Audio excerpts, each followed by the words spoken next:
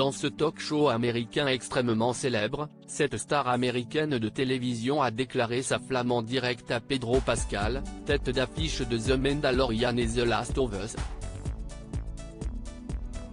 À 48 ans, Pedro Pascal ne perd pas de son sex appeal.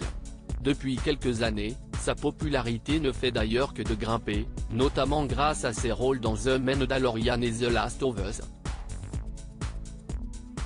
Au cours de l'émission de The Drew Barrymore Show du 17 mars 2023, la célèbre Drew Barrymore et Ross Matthews ont évoqué l'obsession d'Internet pour l'interprète de Joel dans la série post-apocalyptique disponible sur Prime Video.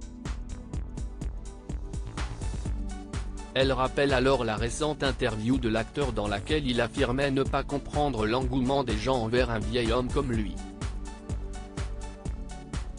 Je ne comprends pas. Que s'est-il passé culturellement? Comment cela pourrait-il arriver? Concentrez-vous sur Harry Styles, avait-il affirmé. En réponse à son humble interview, Drew Barrymore a alors déclaré sa flamme à Pedro Pascal, en plein direct. L'humilité te rend encore plus sexy, arrête. Drew Barrymore déclare sa flamme à Pedro Pascal. L'animatrice de The Drew Barrymore Show a dévoilé ce qui rendait Pedro Pascal aussi sexy, c'est son humilité. Arrête ça. Je veux me concentrer aussi sur Harry Styles, mais je peux effectuer plusieurs tâches à la fois, Pedro ajoute-t-elle avant que Ross Matthews explique que c'est typiquement lorsqu'une personne ne sait pas à quel point elle est attirante qu'elle le devient.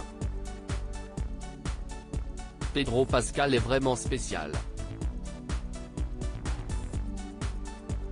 Je comprends cet engouement pour lui, poursuit-elle.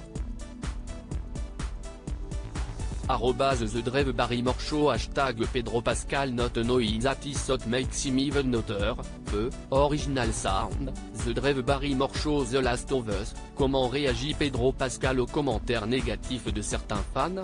Dans une interview accordée à Microsoft Start, Pedro Pascal a révélé ne pas s'être attardé sur les réactions, positives ou négatives, des fans par rapport à la saison 1 de The Last of Us. Il a préféré ne pas les lire, non pas parce qu'il s'en fiche, mais parce qu'il avait du mal à réaliser que la diffusion était déjà terminée. Je me sens protégé de la conversation, d'une certaine manière.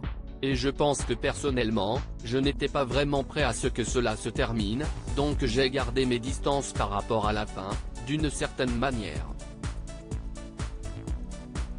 Je suppose que je ne me renseigne pas réellement sur ce que pensent les gens, mais cela n'a pas été trop difficile pour moi. Personne ne m'a crié dessus dans la rue ou ne m'a dit « Comment as-tu pu faire ça ?»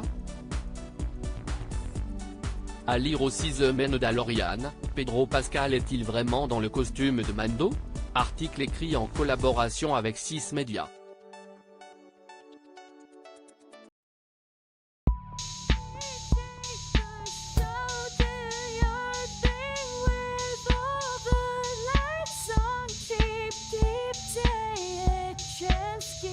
Keep taking a chance.